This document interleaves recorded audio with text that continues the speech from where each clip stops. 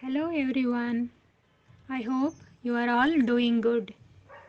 In the last two videos, we have discussed about the gastric function tests and the kidney function tests. In this video, I want to tell you something about the liver function tests. We all know that liver is the one of most important organ in our body. Liver is a large meaty organ that sits on the right side of the belly, weighing about 3 pounds. The liver is a reddish brown in color and feels rubbery to touch. But when you normally touch your stomach, you can't feel the presence of liver because it's protected by the rib cage. The liver has two large sections called the right and the left lobes. Liver function test is a group of blood tests commonly performed to evaluate the function of the liver.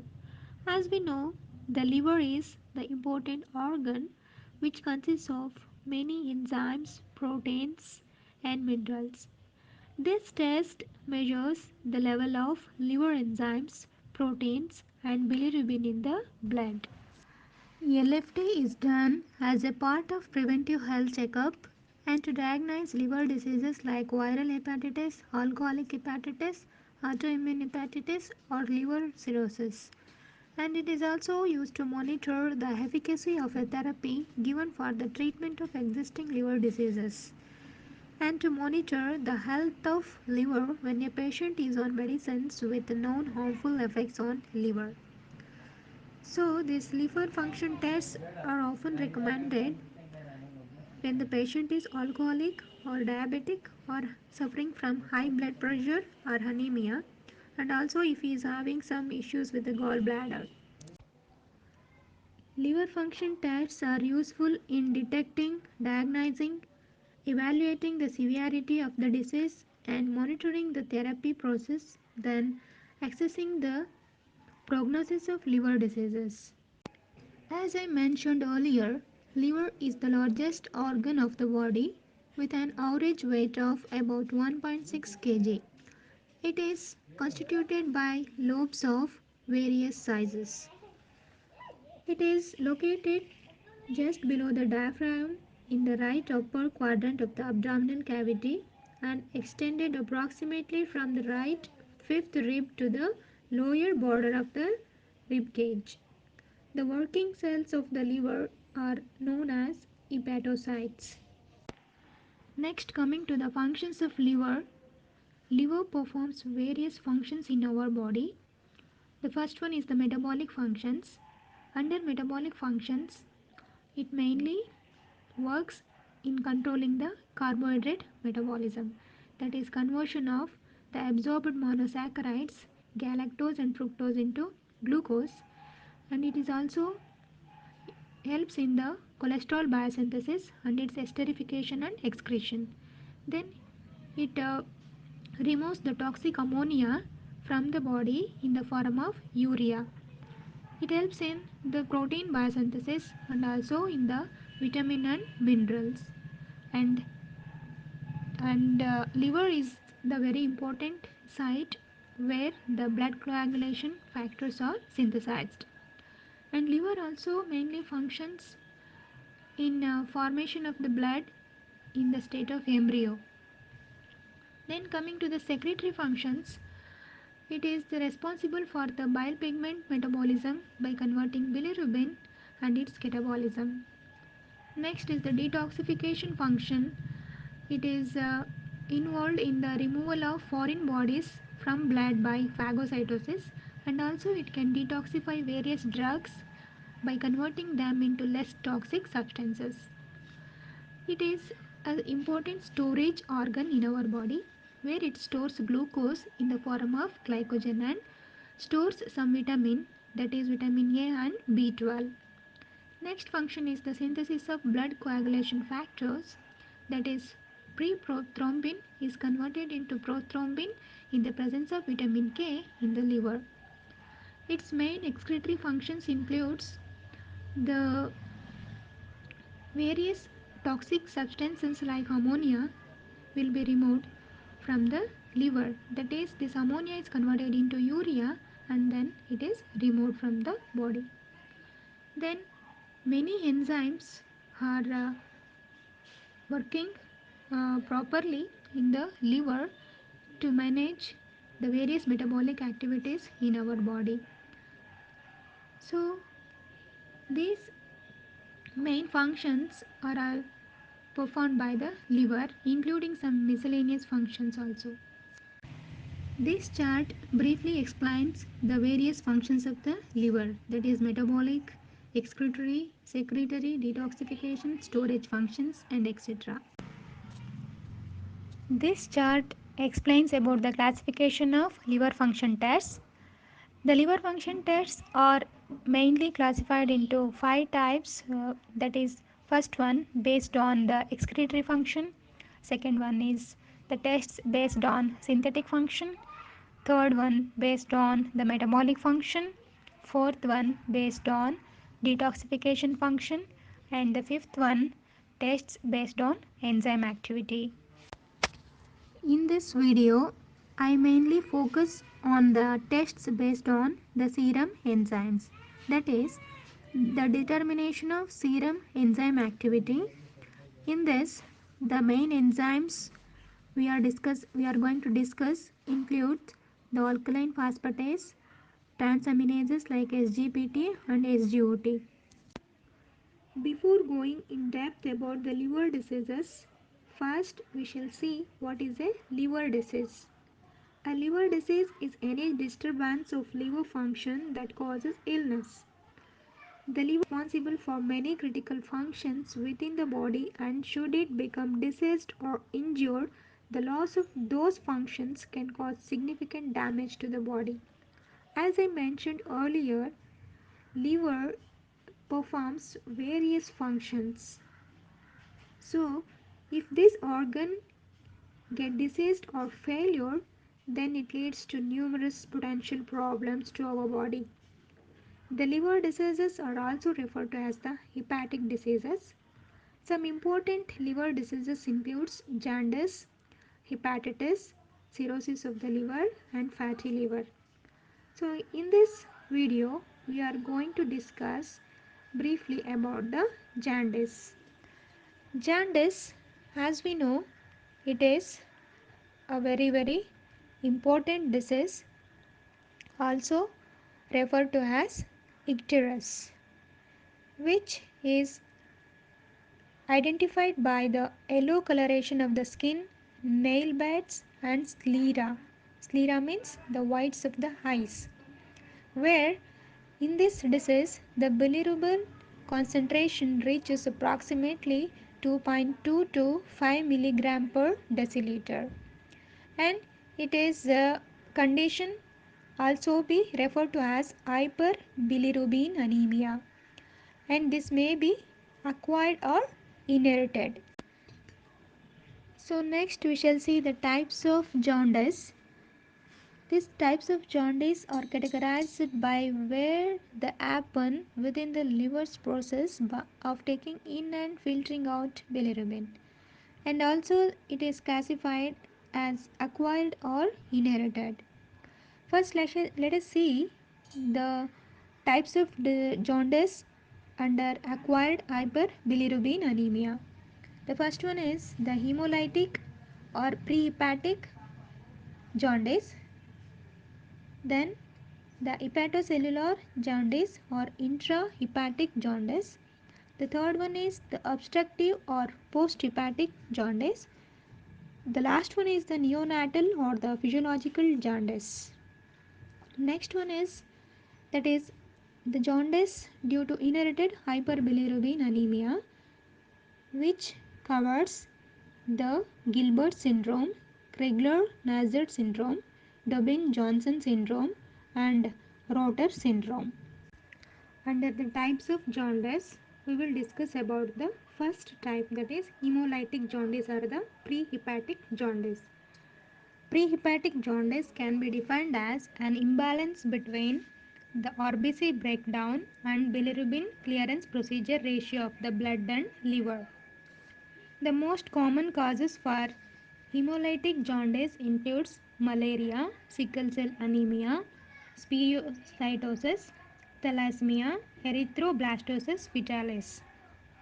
And this hemolytic jaundice can be classified into two types.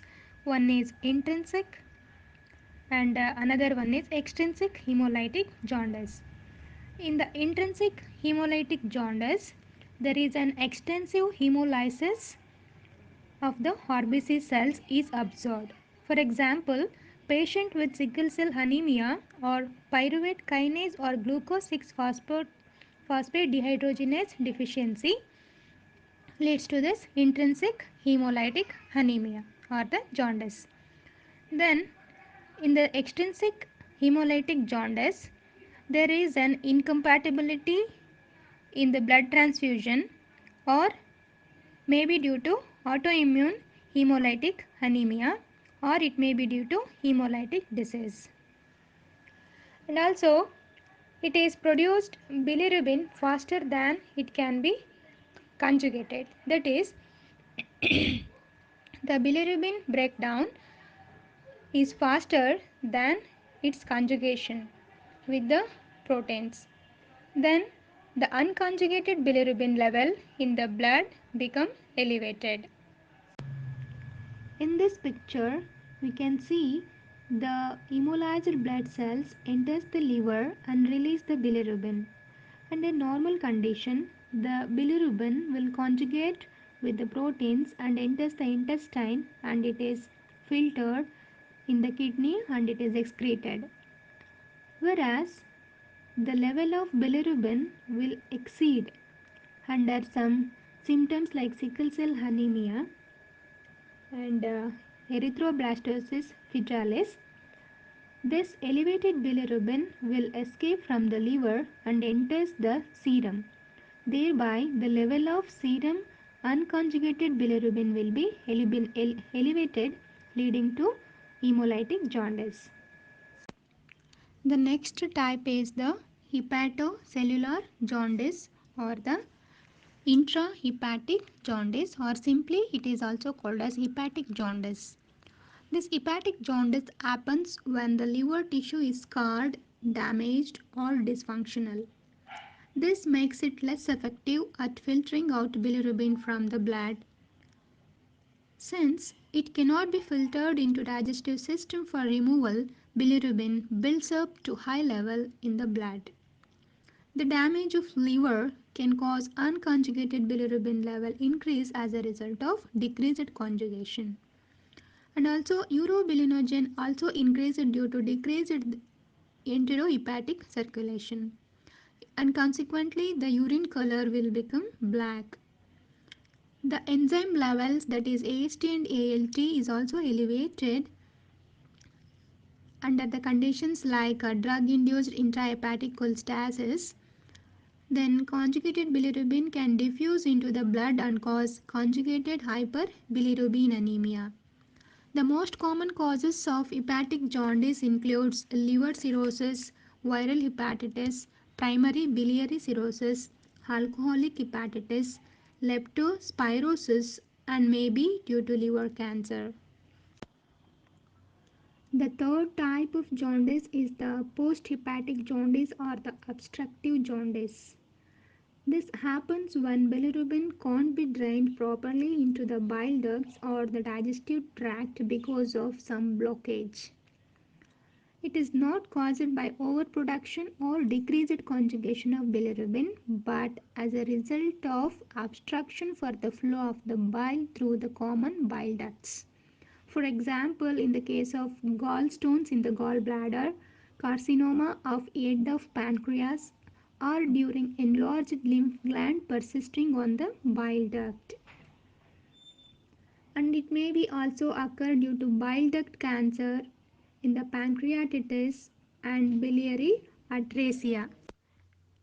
In this picture, we can see the presence of gallstones in the gallbladder. This gallstone has impacted in the cystic duct, that is, it is blocked the passageway for the flow of bile juice. Thereby, it's leading to the inflammation and causing the obstruction. This will lead to the obstructive jaundice. The last type of jaundice is the newborn jaundice or the physiological jaundice.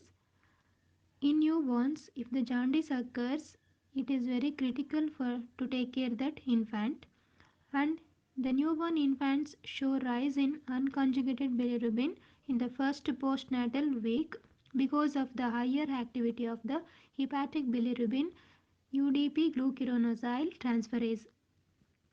Then it causes elevation of the unconjugated bilirubin in the serum. This elevated bilirubin level can be treated with blue fluorescent light or by the phototherapy, which converts this insoluble bilirubin into more polar and it makes more water soluble. Thereby, it will be eliminated from the body. In this picture, you can see a healthy, soft liver and a hardened, damaged liver, and this damage of the liver is due to the fibrosis of the liver caused by the cirrhosis and fatty liver. To assess the type of jaundice and some other liver diseases, the determination of serum bilirubin is one of the important step. Here, the free or unconjugated or indirect bilirubin and also conjugated or direct bilirubin was estimated. This gives the direct measure of the bilirubin. Here, the conjugated or direct bilirubin is a water soluble component which is estimated based on the van den Berg's diazo reaction. So this diazo reagent consists of diazotized sulfonylic acid. This diazotized sulfonylic acid reacts with bilirubin and forms azobilirubin, which is red in color. For the estimation of conjugated bilirubin, which gives color immediately, which is considered as a direct positive test, and for the unconjugated bilirubin, which gives color only after the addition of activator or accelerator like the methanol, which gives indirect positive result. This slide shows the van den Berg reaction stats. First, the serum bilirubin, which is yellow in color, is treated with the diazotized sulfonylic acid. After the addition of this reagent, it gives the red color. The product formed is azobilirubin. First, we will get the direct bilirubin and the reading is taken at 1 minute. Then, to get the total bilirubin count, we have to add the activator or the accelerator like methanol. So, after the addition of methanol, we have to keep the test tubes for 30 minutes. Then, the OD was taken at 600 nanometer.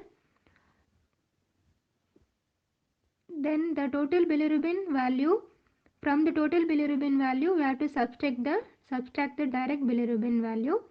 Then, we will get the indirect bilirubin value.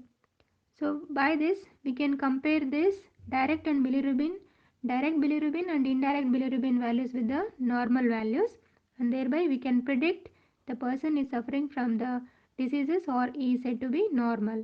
A test for alkaline phosphatase is done to check for the liver disease or the damage to the liver, and the symptoms of liver disease may include jaundice, belly pain, nausea and vomiting.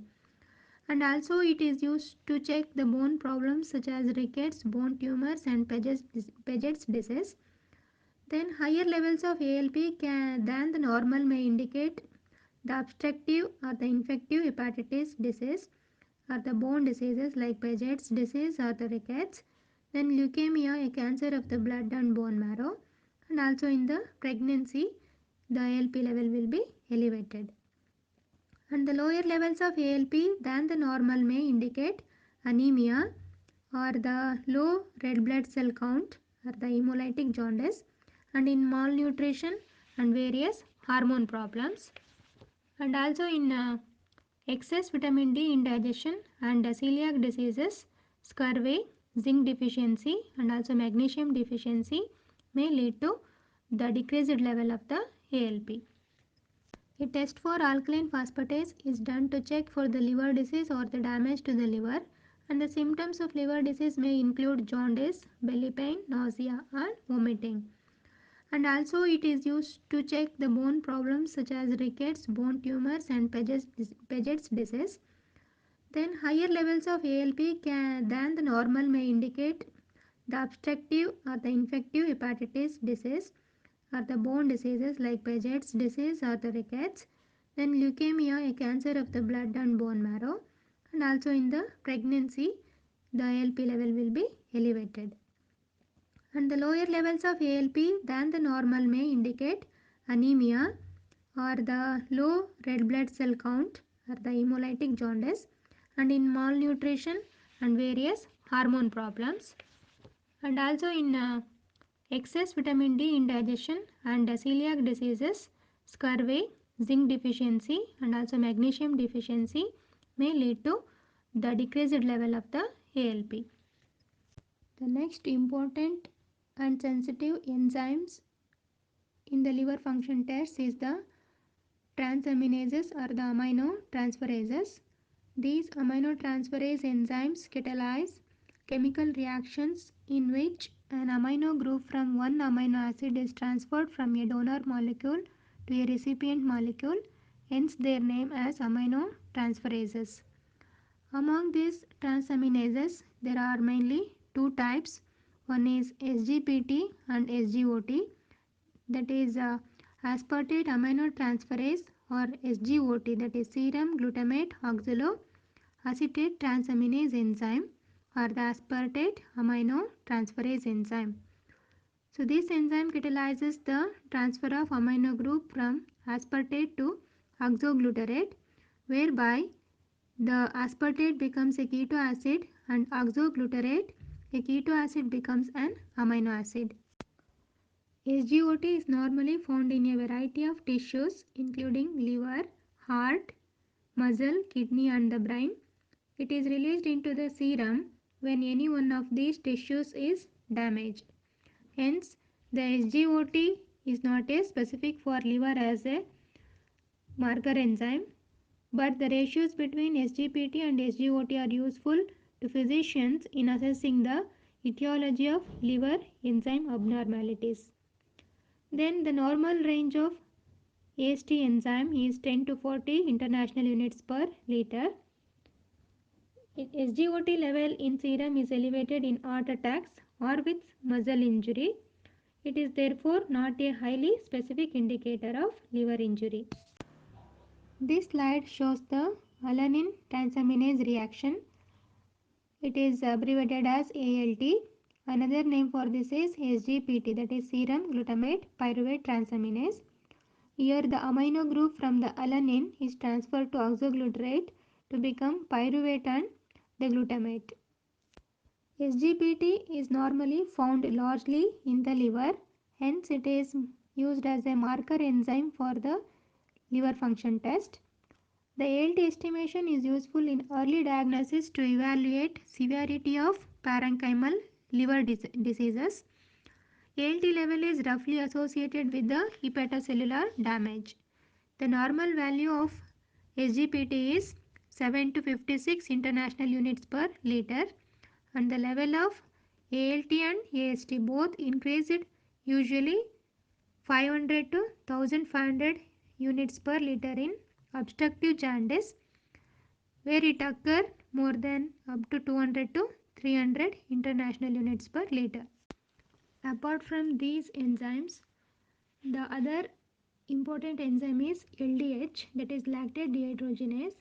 We have discussed already in detail about LDH in the cardiac injury profile test. So you can watch the video. The kidney function tests are the cardiac injury profile tests. This is all about the liver function tests. Thank you for watching the video. I hope you have satisfied with the information which I have provided in this video.